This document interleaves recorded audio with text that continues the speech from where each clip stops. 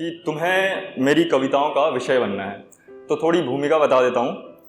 तो social media में हम सभी लोग एक्टिव होते हैं।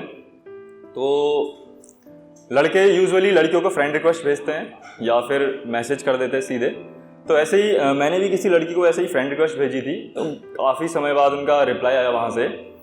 तो बातचीत का दौर शुरू हुआ और बातचीत में ऐसे ही मैंने पूछा कि आप क्या करते हो, तो उन्होंने भी पूछा कि तुम क्या करते हो। तो मैंने ऐसे ही मजाक के लहजे में बोला कि मैं कविताएं लिखता हूँ। तो सामने से जो जवाब आया था कुछ ऐसा था कि मुझे तुम्हारी कविताओं का विषय बनना है। तो वो मजाक में बोला गया था, तो उसके बारे में मैंने कविता लिखी। तब तो मैं जवाब नहीं दे पाया था, तो बाद में मैंने कविता लिखी थी। तो वो कविता आप लोगों को सुनाना चाहूँगा कि तुम्हें मेरी कविताओं का विषय बनना है, कि तुम्हें मेरी कविताओं का विषय बनना है। चलो ठीक है कि तुम्हें मेरी कविताओं का विषय बनना है। चलो ठीक है, लेकिन क्या सिर्फ एक शख्स मेरी कविताओं का विषय बन पाएगा? क्योंकि ये नाइंसाफी होगी, क्योंकि ये नाइंसाफी होगी जिंदगी के साथ और मौत के साथ। ये नाइंसाफी होगी हंसी के साथ और रोने के साथ। ये नाइंसाफी होगी शोर के साथ और शांति के साथ। ये नाइंसाफी होगी न्याय के साथ और दबे कुचलों के साथ। और नाइंसाफियां बर्दाश्त नहीं हैं इसलिए कविता है।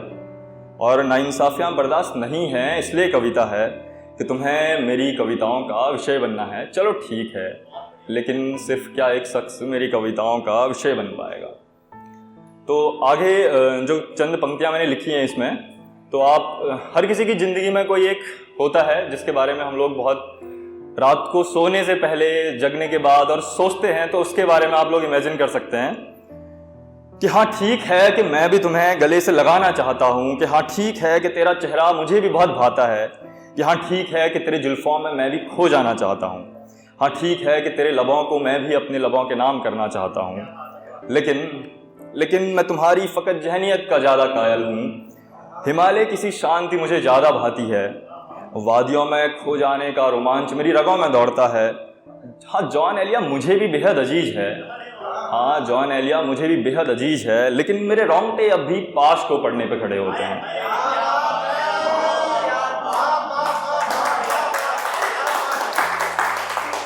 कि जॉन एलिया मुझे भी बेहद अजीज है, लेकिन मेरे रोंगटे अब भी पास को पढ़ने पे खड़े होते हैं। तो कैसे सिर्फ एक शख्स मेरी कविताओं का विषय बन पाएगा?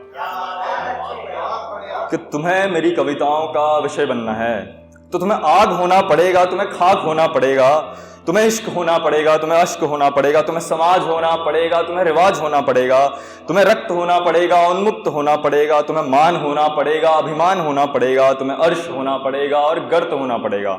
कि तुम्हें विशाल होना पड़ेगा और सूक्ष्म होना पड़ेगा, तुम्हें यह देश सरहद और इन सब से परे सारा विश्व होना पड़ेगा। तुम्हें ब्रह्मांड की पुकार होना पड़ेगा, ऐसी पुकार जो ब्रह्मांड से बाहर तलक गूंजे। कि तुम्हें मेरी कविताओं का विषय होना है, लेकिन क्या सिर्फ एक शख्स मेरी कविताओं का विषय हो पाएगा?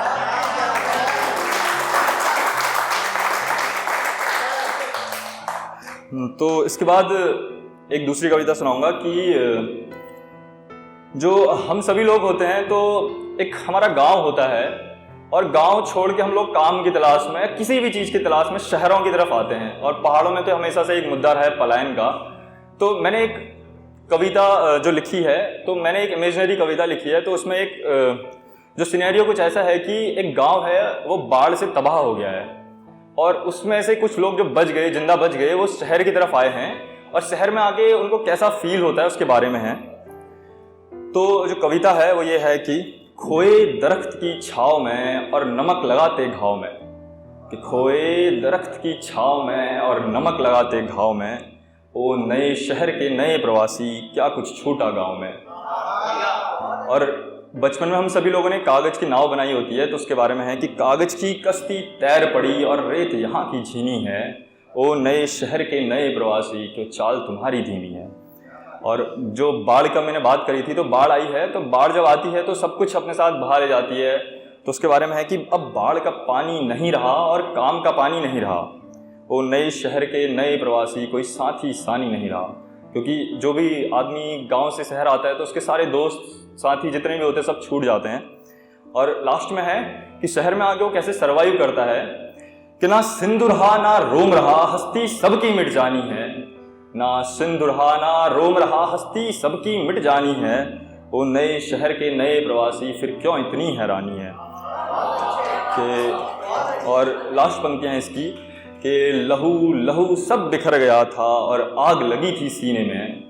कि लहू लहू सब बिखर गया था, आग लगी थी सीने में। वो नए शहर के नए प्रवासी ताजुब है अब जीने में। धन्यवाद।